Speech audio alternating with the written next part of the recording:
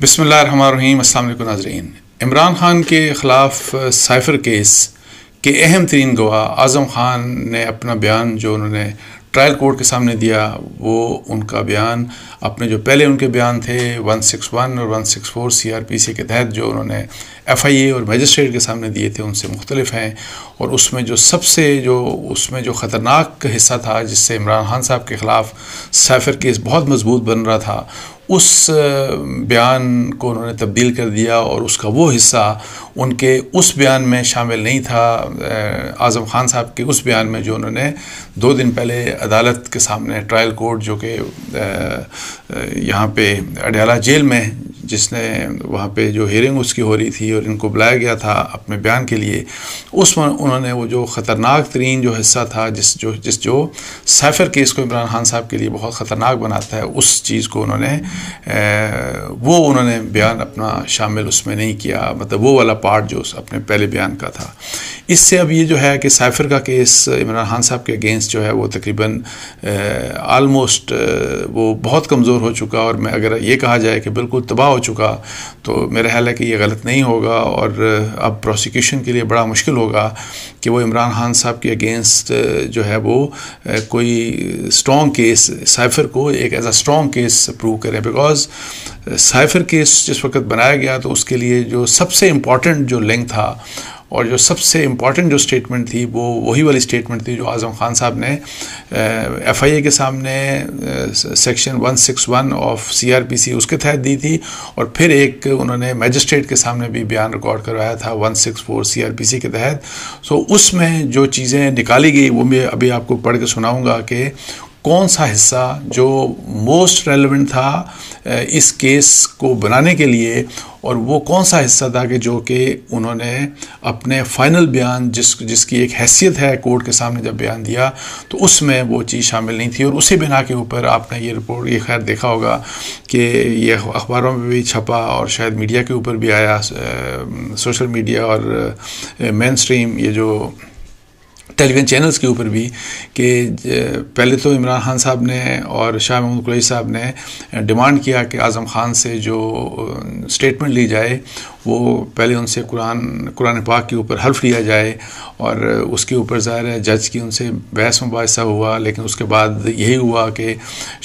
اعظم خان صاحب نے قرآن پاک کے اوپر ہاتھ رکھ کر حلف پہلے دیا اور اس کے بعد اپنی اسٹیٹمنٹ دی، اور پھر اپنی اسٹیٹمنٹ میں یہ بات انہوں نے کہی کہ جو ان کا جو پہلے جو بیان تھا 161 کا جو بیان تھا جو انہوں نے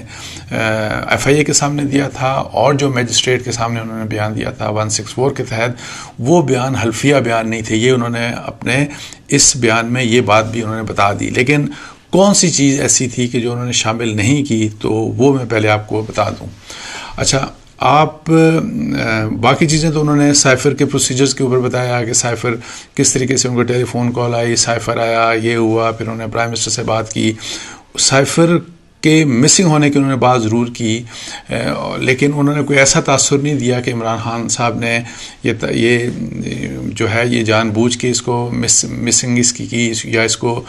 گم کیا سائفر کو، کوئی ایسی ویسی انہوں نے بات نہیں کی، بس یہ کہ عمران خان صاحب کو دیا گیا، اس کے بعد وہ سائفر ملا نہیں، پھر اس کے اوپر عمران خان صاحب نے مطلب ہے کہ جو ان کا پرسنل سٹاف تھا ملٹری سیکرٹری سمیت ان سے پوچھتے رہے، ان سے پوچھا کہ جی یہ کدھر گیا سائفر، اور پھر انہوں نے یہ بات کہی کہ پھر جب ان کا وہ جو جلسہ تھا آپ کو یاد ہوگا کہ جس میں سائفر لہرایا گیا تھا، تو اس کے بارے میں انہوں نے کہا کہ وہاں پہ انہوں نے ایک کاغذ لہرایا، سائفر کی بات انہوں نے نہیں کی، لیکن اس کی جو اندر جو مندرجات تھے وہ انہوں نے ڈسکلوز نہیں کیے۔ یہ چیز وہ ہے جو کہ ظاہر عمران خان صاحب کی فیور میں جاتی ہے، لیکن موسٹ امپورٹنٹ چیز یہ ہے کہ جو انہوں نے پہلے اپنی اسٹیٹمنٹس دیں اس کا وہ والا حصہ جو میں بھی پڑھ کے سنا رہا ہوں، وہ یہ عدالت کے سامنے یہ چیز نہیں بتائی گئی، یہ کچھ نہیں پڑھا گیا۔ اچھا، وہ کیا تھا، اور انہوں نے یہ کہا جس میں انہوں نے یہ کہا تھا کہ وزیر اعظم عمران خان نے پاکستانی فوج میں، انہوں نے کہا کہ ان مائی ویو وزیر اعظم عمران خان نے پاکستانی فوج کی اعلیٰ کمان کو ٹارگٹ کر کے انہیں دباؤ میں لانے کے لیے منصوبہ بندی کی تاکہ وہ انہیں عدم اعتماد کی ووٹ سے بچا کر انہیں سیاسی فائدہ پہنچانے کے لیے آگے آئیں۔ نہ صرف یہ اس کے علاوہ بلکہ انہوں نے یہ بھی کہا کہ ڈپٹی اسپیکر قاسم سوری کی سائفر سے متعلق غیر آئینی رولنگ کی ہدایت بھی وزیر اعظم عمران خان نے دی تھی۔ در حقیقت عمران خان نے سائفر کی سازش میں ہر جگہ اور ہر سطح پر اپنے سیاسی اور ریاست مخالف محرکات کے لیے کوششیں کی۔ یہ اعظم خان نے اپنے پہلے والے بیانوں میں یہ بات کہی تھی۔ پھر وہ یہ کہتے ہیں کہ نتیجتاً عمران خان نے سائفر ٹیلی گرام 27 مارچ 2022 کے اسلام آباد کے جلسے میں لہرائی۔ یہاں پہ وہ کہہ رہے ہیں کہ انہوں نے وہ سائفر لہرایا، جبکہ جو یہاں پہ بیان دیا عدالت کے سامنے، ٹرائل کورٹ کے سامنے، تو اس میں انہوں نے کہا کہ کاغذ انہوں نے ایک لہرایا۔ اچھا، اور پھر یہ اوپر والی چیزیں شامل ہی نہیں تھی، جیسے میں پہلے کہہ چکا ہوں۔ پھر وہ کہتے ہیں کہ نتیجتاً عمران خان نے سائفر ٹیلی گرام 27 مارچ 2022 کے اسلام آباد کے جلسے میں لہرائی، جس کے بارے میں انہوں نے مجھے بتایا تھا کہ وہ گم ہو گیا ہے۔ یہ والی بات بھی انہوں نے نہیں کی۔ ایک کلاسیکی، ایک خفیہ دستاویز کا یہ غلط استعمال وزیر اعظم عمران خان نے سیاسی مقاصد کے لیے کیا تھا، اور یہ عوامی عہدے کے لیے ان کی جانب سے اعتماد کی خلاف ورزی تھی، جو کہ پاکستان کی فارن پالیسی کے مفادات پر پاکستان کے لیے کمپرومائزنگ حالت میں لے آیا، جس کی وجہ سے مطلب ہے کہ پاکستان کے لیے جو اوور آل جو ہمارے فارن ریلیشنز ہیں اس کے اوپر ایک کمپرومائز کی سچویشن آ گئی۔ پھر انہوں نے اپنے پہلے والی اسٹیٹمنٹ میں یہ بات بھی کی تھی کہ میری رائے میں اس قسم کے اقدام کے ذریعے عمران خان نے فوج کی صفوں میں اپنی اعلیٰ کمان پر شک کے بیج بوئے، یعنی فوج کی صفوں میں فوج کی اعلیٰ کمان کے بارے میں شک کے بیج بوئے، اور یہ کہ سابق وزیر اعظم عمران خان نے سائفر کی سازش کو سیاسی سرمایہ بنانے کے لیے استعمال کیا، یہ خیال کیے بغیر کہ ریاستی اداروں کی حرمت کا کیا ہوگا، اور انہوں نے اپنے حامیوں کو ریاست مخالف ایجنڈے کے لیے اور سیاسی مفادات کے لیے چارج کر دیا تھا۔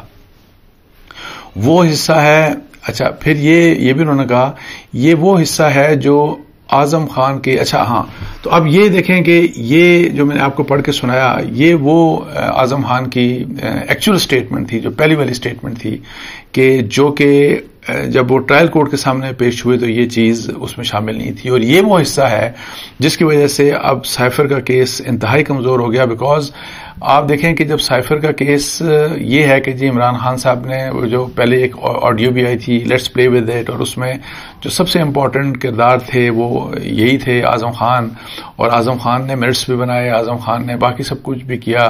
تو اس لحاظ سے اب دیکھیں کہ جو مین جو پروسیکیوشن کا استغاثہ کا جو سب سے اہم گواہ ہے، اگر اس نے اپنا جو بیان ہے اس میں اس نے وہ والا حصہ ہدف کر دیا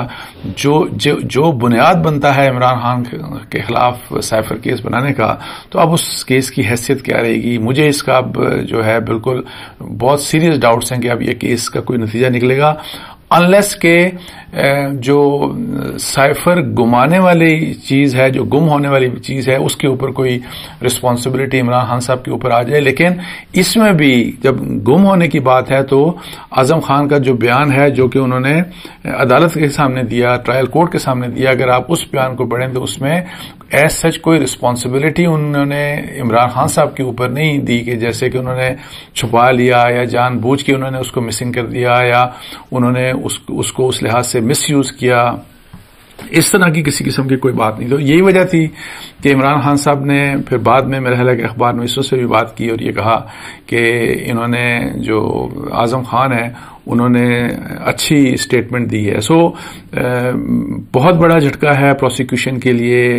ایف آئی اے کے لیے، حکومت کے لیے، اور ان تمام جو ایلیمنٹس کے لیے جو کہ عمران خان صاحب کے خلاف جنہوں نے یہ سائفر کیس بنایا تھا،